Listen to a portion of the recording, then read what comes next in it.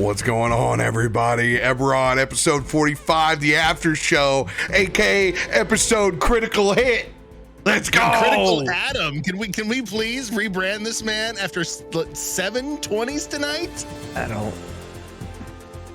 Don't just stop it. Your brain is melted. Just process it. I just don't. I don't know. I don't know what happened. Like this doesn't happen to me. Rebranding to Adam Crits. Yeah, just stop. Just embrace it. This is you now. This is me. I guess this is it. You embrace the oneness, now embrace the 20ness. There we go. I just expect more of these. Oh, I don't know. It's wild. It's a wild session. Wild. Tight battle in the center of New Throne. Something you've done a couple of times, but this one by far the most bravado. Stacked up against 3 tanks. You guys split up well though. Yep. Feisty going to one tank, Callista and Timmy going to the other, and then letting the firepower in the back do its thing. Yeah, it was pretty good spread, tactical. Wow, we're 2 for 2 on that. We had a good game plan going in. We then approached the battle pretty smartly. Made some bold gambling decisions, but you know, you have to try out the new things. First one on the plate. You guys pushing it to the limit, activating action surges, taking on Slow Bro. Both Leightash and Oxy to take over that tank. God, that tank, that in my mind and what I was envisioning, that tank was mine in a turn, maybe 2. For it to take 3 fucking turns. And then you get thrown off of it. And a turn. I mean, we incapacitated it with our ineptitude, is what really happened. And I'm okay with that. With a dragon dagger. Why won't you die? It made for awesome story. I'll say that. And that's the reason why the action surge came in, is because it was clear in Oxy's mind that he just needed to get into the seat. Whatever energy it took to get into the seat, then it'll be fine, smooth sailing from there. I just need to get in my wheelchair, and then I'm good. That was the infectious energy that caused me to do it, because I didn't kill the guy. Seriously. I just think it was so funny that you spent so much of this fight trying to get control of it, and the moment you do, you're like, turn. Bow, bow. Wait, we got 2 shots out of that one tank. Which I mean, listening to the radio back and forth, that was bound to happen as soon as we fired a shot on that, on their equipment. But you still, even though there was a struggle to take it over, like you still disabled that tank essentially for 4 rounds. Exactly. We incapacitated just with your it with ineptitude. Yeah, it's just like you kind of kept that whole thing just doing its own little whatever circus over there. It fucks with us, we fuck with it. It fucks back with us, we fuck back with it. Oh god, it's an ongoing battle. And you needed that because Tim couldn't get up on top of the main walker. He was rolling it right underneath everything he needed to roll. He was 18s, 19s, just couldn't get to that 20. He burned every one of his battle inspirations, his battle dice, all his stuff, sometimes just to get a normal hit in. Yep. He had rough. He was rough on his saving throws. He's on fire. He's getting melted. If he would have had all 3 tanks, focused on him for that, he would have been pushed in so quick, it would have been good. Yeah. So then to talk about the action surge mechanic now, because this is new for us, right? The weight of, we still got to figure out fully the slow, once we know for sure what the slow looks like. So it's almost all slow. You're going to take a -2 to your AC. You're going to have to choose between an action and a bonus action. You're not going to get reactions, but I'm not going to penalize you on trying to cast a spell when you do. So now this is going against me, but I'm playing it from a balancing standpoint. It does make it so that makes sense as a spellcaster then to use action surge more so than somebody that is melee, because you're only getting, no, you're not getting 1 swing. No, you both get your actions if you choose your action. So, but then there's this part. Regardless of the creature's ability or magic status, it can't make more than 1 melee or ranged attack during its turn. So that's another part of Yeah, slow, is so- even though you're only so- getting action or That's your choice. In my head, I've been giving you guys your action instead of splitting it. That's why that's there on the spell.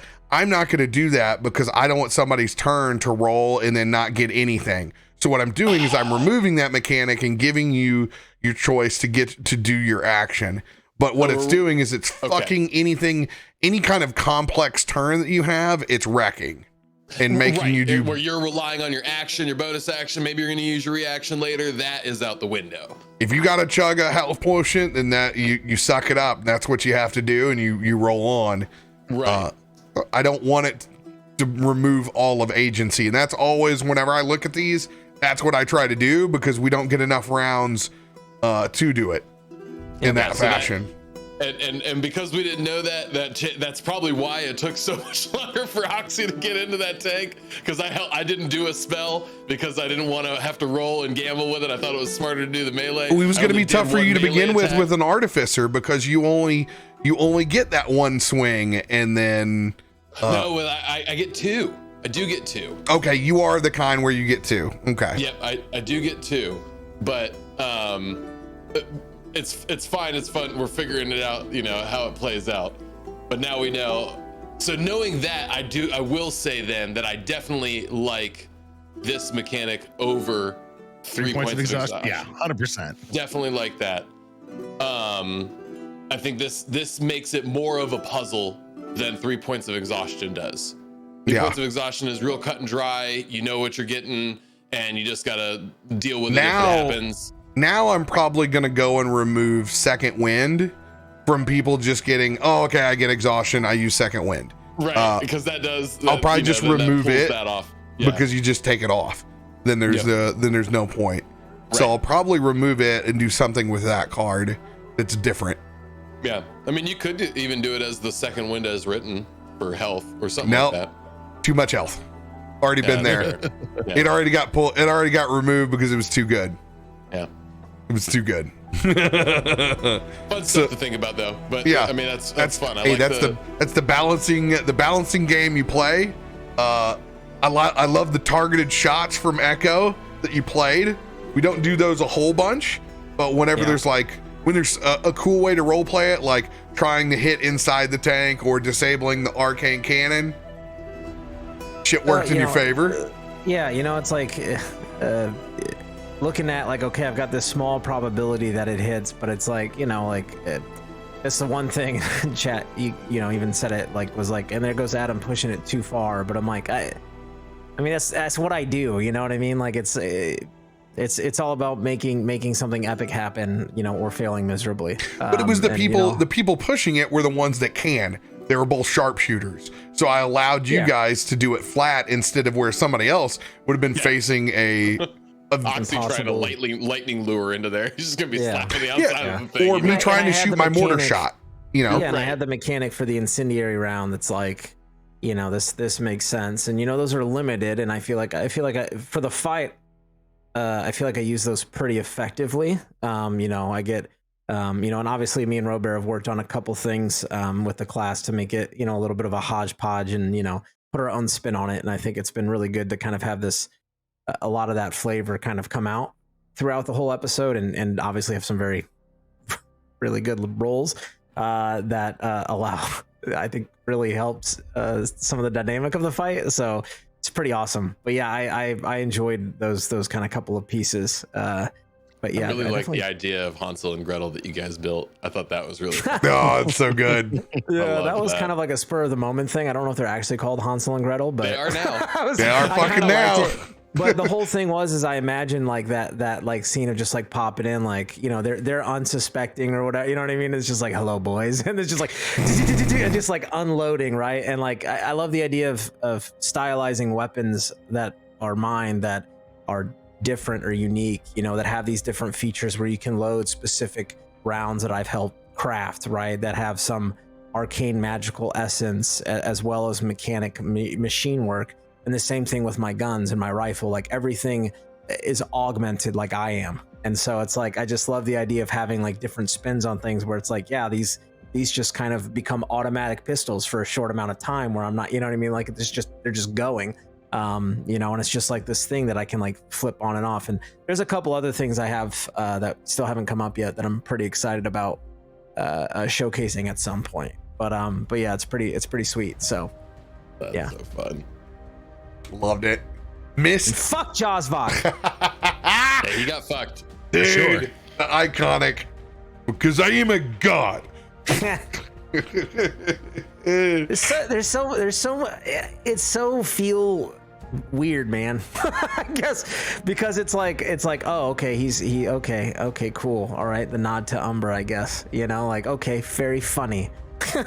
But like also it's so, the way I've written Echo is he is so like anti-god. Like he is like I am me and I will die at some point, but my story will be what it is, and like fuck anything above or greater or yada yada yada. Like I you know, kind of like the Umber mentality, but like not like any belief of godhood. It's just like I make my own fate, and so for him to kind of say that, like, and you do that on your own, de facto is the worship of Umber. That's what makes it so good. It's just, that's what makes it so good. And I didn't think about it, but I was like, yeah, this is going to be a guy that doesn't believe in that, but he's practicing the belief without actually practicing the belief.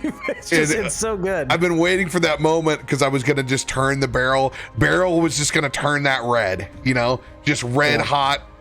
I loved that. You know, Umber and the good old wisp from Leightash, just so good. So good. I don't from missing 3 shots to I don't think I'll ever forget that. Well, honestly, that's like the coolest story aspect, right? Like you're shooting somebody at a distance, they're dodging, so you just walk right up on them and just barrel to the face, like dodge this bitch. Yeah. And to have Callista almost go down and like barely fight back, you know, and I just think like that whole thing was just crazy how that played out. A 20 to a 1, dude. Let's go. 20 to a 1. On a non-human slayer weapon, basically. Yeah. Yep. Like this thing is designed to kill non-humans. Yep. And gets a 20 to resist the smite, and then causes a 1 for the next swing. Like it doesn't write itself any better than that. Oh man.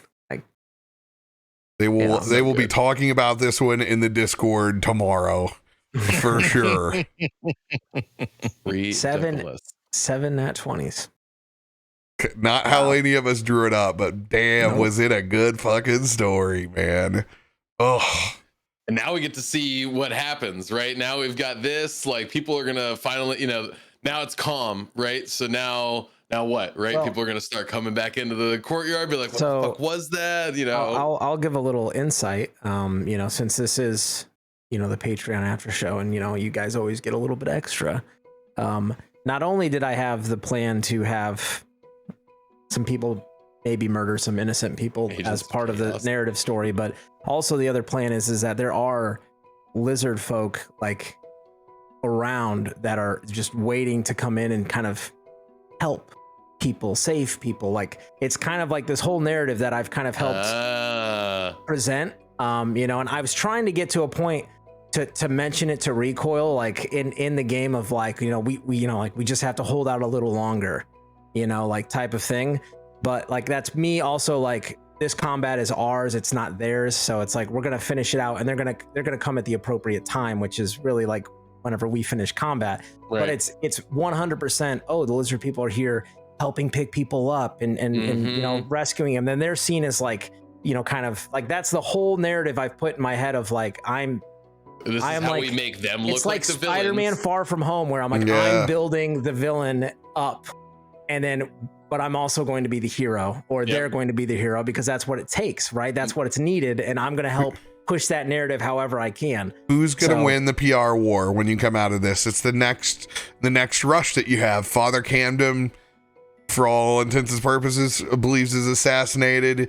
Explosions in the middle. Or did a renegade group of shifters and lizard folk in some xenophobic fucking military parade? Which will it sway first? And will you finally meet Sebastian's next session? I don't know if I want to. I don't know if I want to either. We'll find out what happens next. We'll find out.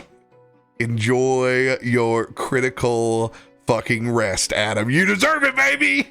Critical Love rest. it. Critical rest. Love you guys. We'll see you next week.